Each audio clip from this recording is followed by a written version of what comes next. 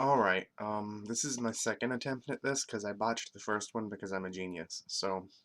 But this will give me a chance to speak over things more clearly. Okay, so this is OBS. I have two copies of it open right now because obviously I need to record this video, and OBS is a good choice. I right-click. Um, you can open multiple copies of OBS. You just have to edit the shortcut, and there's information online. That's not important right now, so because you're probably never going to need to do this, but otherwise, it'll just keep one copy open. So if you accidentally open OBS again, it won't open it again normally. So this is OBS, it's recording my desktop. It's recording the whole desktop, my mouse cursor, my microphone, my desktop audio. It's telling me how long I've been recording, if I've dropped any frames, which is a sign of performance issues. I haven't dropped any yet. How many frames per second I'm recording at, which is currently 60. And the bit rate, which is a form of quality, much like frames a second or resolution. Your bit rate is how compressed your video is in a sense. So it's an informative window. You have scenes, which scenes are you usually only have one scene in most cases unless you're streaming and you have a really nice layout. You want to swap between different cameras and stuff. Sources are what you're recording from. I'm having monitor capture here. So we're capturing my monitor. So over here I have a sort of blank OBS. It's the same copy of OBS, but the thing about OBS has profiles and scene collections. So I have different profiles. I have a profile for streaming to Twitch, YouTube, recording my webcam, offline recordings at 720p, a duplicate one for a separate project, the desktop profile, which I'm using over here, and this blank one I've created by hitting New, named Skullgirls 01. It's a blank profile. So all settings in OBS are currently at default when I'm in this profile. When you create a new profile, that's what happens. All your settings go back to default. And then you can switch between profiles to change your settings on the fly. Scene collection is kind of exactly what I was talking about. Like you have scenes here, like I can make another scene, scene 2, and then what scenes do is they swap between all the different sources. Scene collections let you have collections of scenes. How do I explain this? Like this one's one I created named Skullgirls 01. It's blank, but I have one that knows to point to Project 64, one that points to Fightcade, the one that points to my desktop that we're using now. Skullgirls with different settings. I don't even remember what that is. Webcam. So we're going to use this blank scene collection I made. This is basically default OBS. Oh, yeah, and you can resize it. That's useful. You can make it any size you want. So go to settings, settings. You'll be presented with a settings dialog. You have general, your language, the name of your profile, which I named it when I created it, Skullgirls01. You can rename, remove, add. I like to turn on the notification area icon and minimize the notification area. Now when I hit apply, those settings will apply and it will show up down here in the tray. And that's a good way to keep it if you want to get it off your taskbar. If you change a setting, like say I turn these back off. Okay, that's how you gotta do it. And I tried to go to a different thing here in settings. It will ask you if you want to save and apply your changes because you didn't. And so you can hit yes or no. So that kind of makes sure that you know you changed something if you did and that you want to save it. So if I do that again, it will automatically do it for me. Otherwise, you can just hit apply every time you finish a page. This is the encoding tab. This is what compresses the video, essentially. So you have an encoder. There's no reason really to use anything but X264 in our cases, so we'll stick to that. I forget what CBR stands for, but for offline recording, I typically turn it off. Now, if you're streaming to Twitch or YouTube or whatever, they will give you settings for how to set up OBS for their website, and OBS will also tell you if anything seriously is wrong with your settings. So if you decide to stream to Twitch or Hitbox or whatever, you just use their guide to setting up OBS or your recorder. But for offline, this is generally what I use. I turn off CBR, quality balance of 10. Because setting this to a high value with a low bit rate will sacrifice quality of high motion scenes in favor of non-moving scenes. La la. Okay, just like if you have rover stuff, it will explain things to you if it has an explanation. Like that. So, Quality balance 10. Max bitrate. Now bitrate is sort of the compression on the video.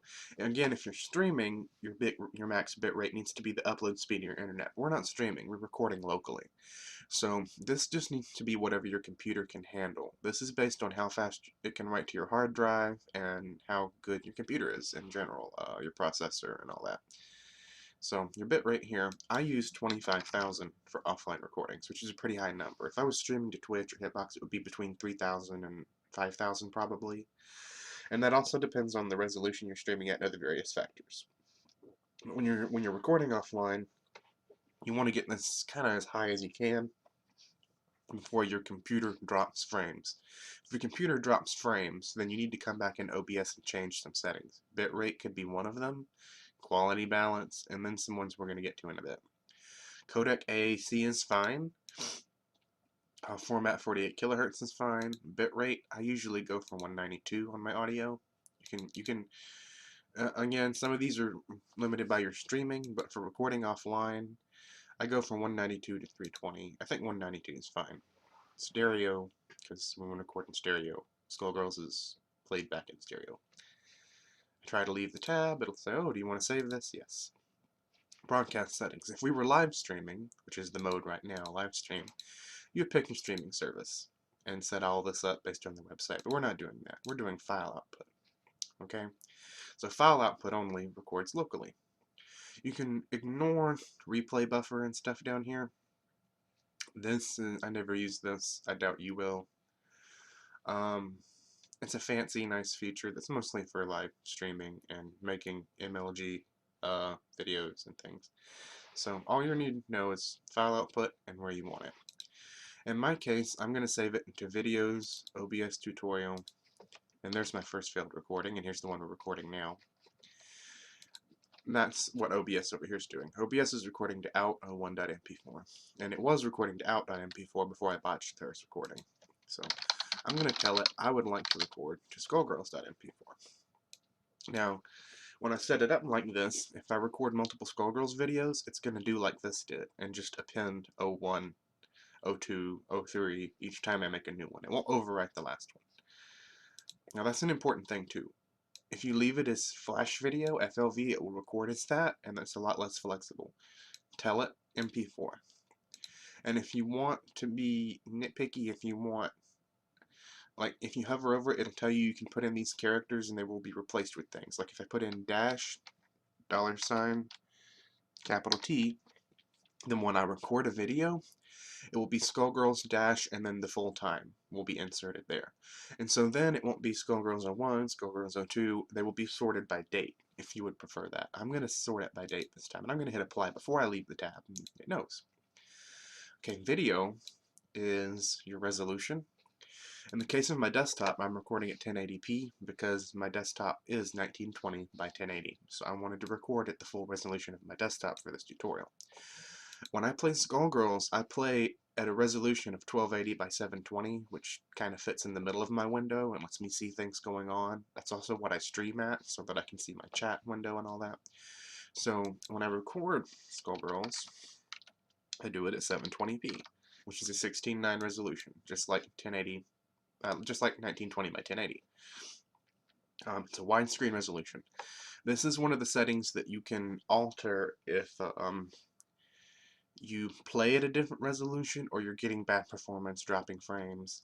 You need to set this to whatever you play at, typically. And when you don't have to, you can set it smaller, you can set it bigger, but it's going to stretch the video accordingly later when you do that. I'll explain that. But 720p is a good HD resolution. That's what all my videos are in now. I used to upload in 1080p, but I wasn't really recording at that, and I was stretching it to 1080p, and it was pointless. So record at what you play at if you can. You can downscale it. This will get you some performance. It does it by factors, so half of 1280 by 720, etc., etc. I usually don't downscale. I usually record at 60 frames a second. If your computer can't handle it, downscale or record at 30 frames a second, or drop your bit rate back in encoding. These are things you need to know. This is what you're going to record stuff and look for dropped frames and watch the quality of the video and then come tweak these settings until your computer can handle it. This is what I record at, and it works pretty good. Audio. Your desktop audio device set to default is fine. So like if you're using a USB headset and that's what you're hearing through and you start OBS and Windows knows that's your default sound device, then OBS will pick that USB headset. I am just using my built-in audio. I have earbuds plugged into my audio out of my computer. So it's just using my default sound card. I do have another one. I have the HDMI audio I don't use. So it's using speakers. But I can just leave it on default because speakers is my default audio device. And that's what I want to record from. And so that's where it will pick up audio from. Anything I would hear through my speakers, OBS will hear. It doesn't pick a microphone by default. You can just tell it default microphone, and again, whatever Windows has set as your default microphone it will use. But if you want to use a specific microphone, if I want to use stereo mix instead of my webcam mic, which is what I'm using now, then I can tell it that specifically. And if they don't show up in here, you can hit reinitialize. Say you plugged in a USB headset and you want it to show up in the list, just hit that button. Show only connected devices is nice too. So that will get it to recognize your microphone. And hotkeys, this is fully preference. I like to start recording with F9, stop recording with F10, start streaming with F11, and stop streaming with F12. There are 4 keys at the top of my keyboard that aren't occupied by anything else, and they're very convenient for me, but use whatever's convenient for you. Hit apply. Advanced is something you shouldn't need to worry about. But I will briefly go over a couple things that are worth knowing. The most notable thing is in the audio section, you will see force desktop audio to use video timestamps as a base for audio time. Now that's a really long sentence, but basically if you record a video and the audio starts drifting off from the video, like it's out of sync, you can come in here and check this and see if that helps. Usually that will fix the problem. I usually don't have that issue, but for people that do, and I have had it before, this is the option to tick. Otherwise, the only other thing in here worth looking at is X264 CPU preset. As it says, please leave it on very fast if you can. But setting this value higher reduces CPU usage by sacrificing certain aspects of quality. So this is another quality setting, like your bit rate, your frames per second, and your resolution. Very fast is the default. If you feel like the others aren't getting you any more performance, you can try super fast, and it's going to warn you. It can have severe negative effects. You should almost never need to change this option from default, and that's true. But you can change it to super fast or even ultra fast to try and squeeze out more performance. Faster, fast, medium, slow, and slower really aren't relevant. You'll get more quality, but it's going to cost more performance. So very fast is a good default. None of the rest of this matters. That's all you need to do. So we have a profile named Skullgirls.01 that I created. I have a notification area icon and I can minimize to it. I have a bit rate of 25,000, an audio bit rate of 192 with a quality balance of 10. I'm recording to a file in videos, OBS tutorial, skullgirls-time.mp4. I'm recording at 720p, which is a widescreen resolution, 16:9. I'm not downscaling. I'm not filtering it. If you were downscaling, you could pick a filter. And I'm recording at 60 frames a second. And I have it recording my default sound devices, my desktop audio and my microphone. And I have my hotkeys set up. I don't have anything changed in advanced. And that's it. So this profile is half set up. At this point, you can choose your mic and desktop audio volumes. I tend to go for 50 on each. I'm comfortable with that. So whatever you hear and are speaking at, it's going to record at half the levels of that. That being said, your desktop, it records whatever your desktop audio is. So right now my volume is set to 20. So if I change my volume and come back and record, it's going to be louder or quieter based on what I changed it on. So you'll hear that in my videos sometimes. Sorry. Something to keep in mind. Maybe you should pick a number that you like and see how it sounds, and then remember every time you want to record a Skullgirls video to set it to that. Otherwise, yeah. So we have OBS almost set up. it's ready to have the finishing touches here. You have scenes, as I think I went over. There's a meta forgot. Yeah, I did. You have scenes. You're only going to need one scene for offline recording and probably one or two scenes for basic streaming. Having a whole bunch of scenes is for really fancy stream layouts where you want to switch between different webcam views and stuff. In our case, we only want to record one thing. Now we can still have multiple sources and put a whole bunch of things in one scene, but I only want one scene. Like, I'm not going to record Skullgirls and then have a scene with Skullgirls and Stream Chat and my webcam and then have a scene of my desktop. You could do that, and that's what those are for. It just lets you flip through various sources and layouts, much like you have different profiles, to have different settings and different scene collections. To say I want to have scene collections for P64, within scene collections you have scenes. So I'm in my Skullgirls 01 profile, I'm in my Skullgirls 01 scene collection, and here's the scenes within that scene collection. Like I said, we're going to use one, and then I'm going to pick a source. But first I need to start Skullgirls, so we're going to do that. Here comes Skullgirls. And it went full screen, so I'm going to undo that. And I don't even know where my hitbox is. I'll just use my keyboard. So, Skullgirls. I will go to the training room. What's my... Okay, that works. Yeah. Okay. So I'll go to class notes with two macro routines I have set up. I had to remember my keyboard inputs. It's been a while since I configured them. I don't really play on keyboard a whole lot. Obviously, I have hitbox. So, here's me in training mode. Yay. You know, my desktop monitor captures over here recording it, of course. I'm going to minimize that for now, finally. And we're going to focus on this one. So you go to sources, add, and there's various sources you can add. For the most part, game capture is going to do what you want to do. There's a couple programs this won't work with, and you'll have to resort to window capture or something else. There's also stuff like images, text, video capture will let you capture a webcam or other device, capture cards. We want game capture.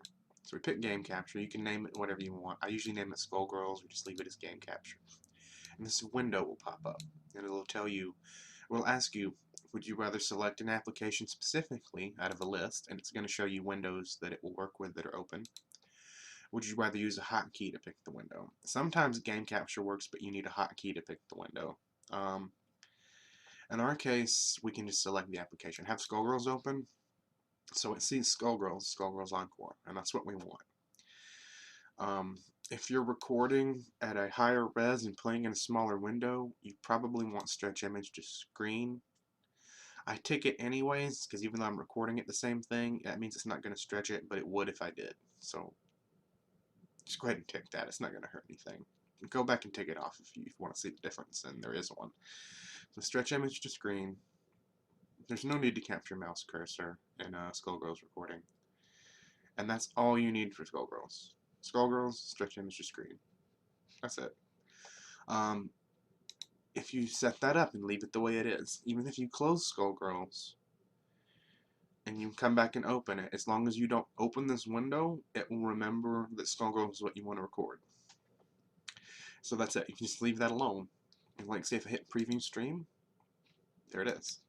And Skullgirls freezes when you leave the window. So if I click back in the window, it's doing its thing.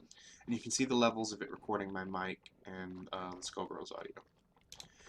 Well, it's not really recording, we're just previewing, but same thing. It shows you what it would look like. So that's it. You're now recording, previewing Skullgirls. Hit record. Yeah, obvious. As I said, you can add various things, text and whatever.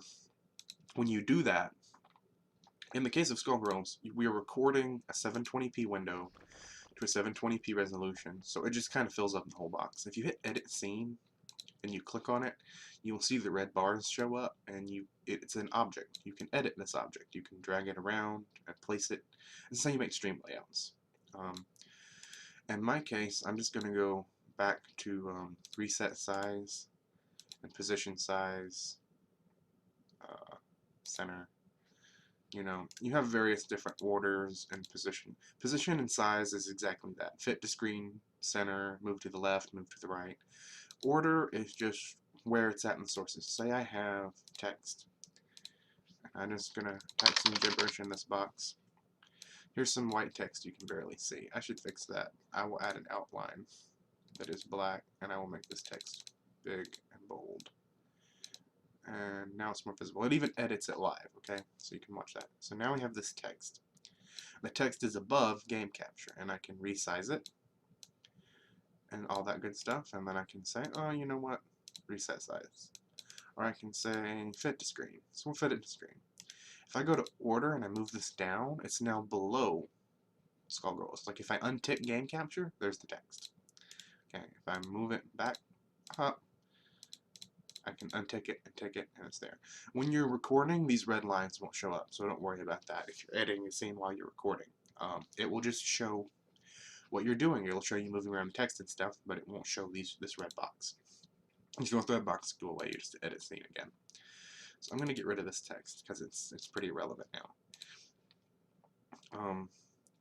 And that's pretty much it. So that is it in a nutshell. What you need to do is set it up like this, start recording, actually recording, which you will do by hitting that button or hitting your hotkey that you're set. Like if I hit F9, we are starting our first Skullgirls recording. Here it is. And you'll come in here and watch me try to do a combo. Oh, see, I already messed up. Like, I've practiced that on keyboard before. That's not a good combo on double. Yeah, anyways, I'm not good at this on keyboard anymore. I could be in like 10 minutes if I tried. So, and it recorded. It's recorded for 32 seconds. I've dropped no frames. I'm recording at 60 frames a second. And the bit rate, even though I set it at 25,000, it's kind of variable. And it's going to record at whatever is basically happening. So like right now, as you can see, it went up because more information is happening. I wonder what happens if I do level 3. Oh, well, level 3 actually doesn't have a whole lot of things going on. We'll just let it run. Tell me where it hurts. So it seems to be handling all that pretty well. Those things you can test for frame drops is things that would be intensive. Do Parasol's level 3 and see how it turns out. So we'll stop recording. Okay. So if I go to settings, video, broadcast settings, and I go to browse, there's the recording we made. Skullgirls 2015, 11:01, and date and time and all that stuff. There it is. Here's where we're still recording this tutorial I'm making. And again, the botched one I made. And it put them where I told it to. So you can just take and watch this and see if it's any good, and then upload it straight to YouTube. If you need to convert it or trim it, FreeMake Video Converter is pretty easy and straightforward for basic trimming and converting. And the best video editor, in my opinion, is Sony Vegas. If you want to really do fancy things, or you just need something that's a little more flexible in terms of editing a bunch of information out of a video. But there's your recording, and that's what you need to do. So remember, create a new profile, name it whatever, set up the profile in settings like we talked about. Create a new scene collection, name it whatever, make your game capture, and remember, bitrate is a quality thing you can adjust, and quality balance if you're dropping frames. Resolution is another thing you can adjust. You can downscale the resolution.